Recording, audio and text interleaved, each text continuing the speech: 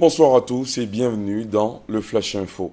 Le chef du gouvernement ivoirien est en ce moment en mission aux États-Unis, précisément au siège de la Banque mondiale. Daniel Kablan-Duncan a participé à une rencontre d'échange où il a livré les secrets de la relance économique ivoirienne après la décennie de crise sociopolitique. Reportage.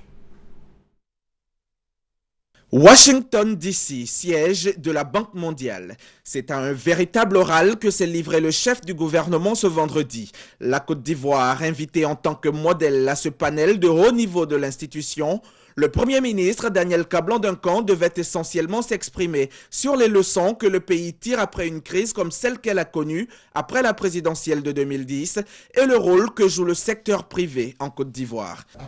Nous sommes conscients du fait que le secteur privé national comme international peut être le moteur de l'économie. Voilà pourquoi nous avons adopté de nombreuses réformes dans le secteur des mines, de l'électricité, etc. Nous avons aussi mis en place un guichet unique et vous pouvez créer votre entreprise en 24 heures en Côte d'Ivoire. J'ai même demandé que le CPC puisse, à partir de l'an prochain, le faire en 12 heures. Nous avons aussi soumis à l'Assemblée nationale un projet pour le PPP, le partenariat public-privé. Et pour preuve, la part du secteur privé en 2012 sur l'ensemble des investissements en Côte d'Ivoire était de 62% et l'an dernier, elle a approché les 64%. L'objectif de l'État est d'atteindre les 70% d'ici 2020, une performance saluée par tous. Le gouvernement de la Côte d'Ivoire, représenté ici par le Premier ministre Duncan, a fait du secteur privé l'une des pierres fondamentales, donc je dirais de la base fondamentale du développement économique en Côte d'Ivoire. Donc c'est pour cela, c'est l'une des raisons pour lesquelles nous avons invité le Premier ministre. Il faut dire également que la Côte d'Ivoire, comme vous le savez, a eu d'excellents résultats depuis la sortie de crise. Donc c'était également l'idée d'avoir quelqu'un qui puisse parler aux autres et dire écoutez, voilà ce qui s'est passé dans un pays fragile, voilà ce que nous pouvons faire pour avancer. C'est impératif pour les gouvernements et aussi pour les organisations internationales pour assister, pour encourager le secteur privé pour l'investissement. Et le Côte d'Ivoire a déjà fait beaucoup pour encourager le secteur privé. C'est un bon exemplaire pour les autres pays fragiles. Et comme leçon, le Premier ministre n'a pas manqué d'ajouter à la fin de sa prise de parole que la Côte d'Ivoire a choisi le travail, le travail et le travail. Retour ici en Côte d'Ivoire, la ministre de la Communication était face à la presse hier.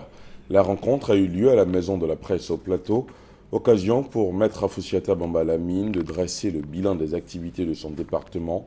La ministre a aussi annoncé d'importantes perspectives à découvrir dans la grande édition.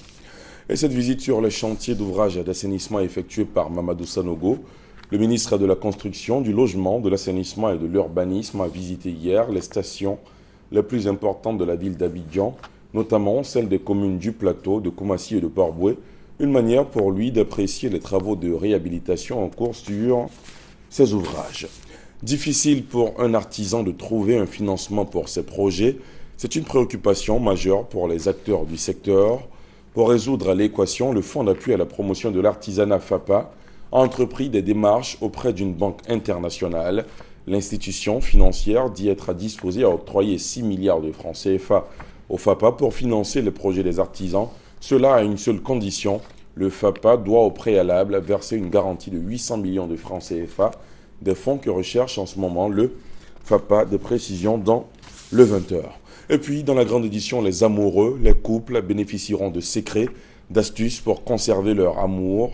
On ira à la découverte des qualités de ces personnes qui nous épatent par la longévité de leur histoire d'amour. Quel peut être le secret d'une entente parfaite? Du bon sens certainement, un peu de sagesse et quelques sacrifices. Dans le 20h, les couples les plus jeunes et les moins expérimentés auront droit à des conseils d'usage. Cela à la faveur de la Saint-Valentin célébrée aujourd'hui, 14 février.